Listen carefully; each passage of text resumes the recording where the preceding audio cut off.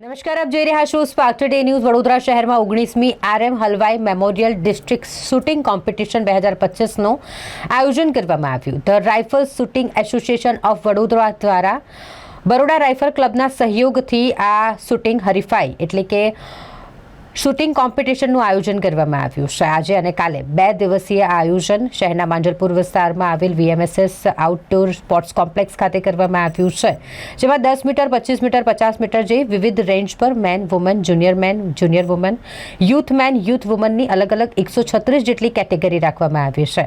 વડોદરા શહેર જિલ્લા ઉપરાંત ગુજરાતના વિવિધ જિલ્લાઓ જેમાં સુરત, ભરૂચ, આણંદ, અમદાવાદ, ગાંધીનગર, રાજકોટ, ભાવનગર, નવસારી, બિલીમોરા, સોમનાથ, અમરેલી, દાહોદ, ધંધુકા, જામનગર, મહેસાણા, કચ્છ અને પોરબંદરમાંથી પણ શૂટર્સ પહોંચ્યા છે। લગભગ 490 જેટલા શૂટર્સે આ કોમ્પિટિશનમાં ભાગ લીધો છે। Rifle shooting association of Vadodara દ્વારા બરોડા રાઇફલ ક્લબના સહયોગથી 19મી RM હલવાઈ મેમોરિયલ શૂટિંગ કોમ્પિટિશનનું આયોજન 2025 આવતીકાલ 2 દિવસ કરવામાં આવે છે। વડોદરા સિવાયના લગભગ ગુજરાતના તમામ જિલ્લામાંથી સ્પર્ધકો ભાગ લઈ રહ્યા છે અને આ વખતે 488 સ્પર્ધકો ભાગ લઈ રહ્યા છે, જે હજુ સુધીનો હાઈએસ્ટ રેકોર્ડ છે। અને અમારી જાણ મુજબ ગુજરાતમાં આટલી એન્ટ્રી ફર્સ્ટ ટાઈમ થશે અને કદાચ ઇન્ડિયામાં પણ ડિસ્ટ્રિક્ટ લેવલ આટલી એન્ટ્રી સૌથી વધારે થવાની પૂરી સંભાવના છે।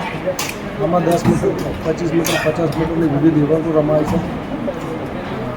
યુથ, સબ યુથ, જુનિયર, મેન, વુમેન અને સિનિયર માસ્ટરની વિવિધ કેટેગરી રાખવામાં આવે છે।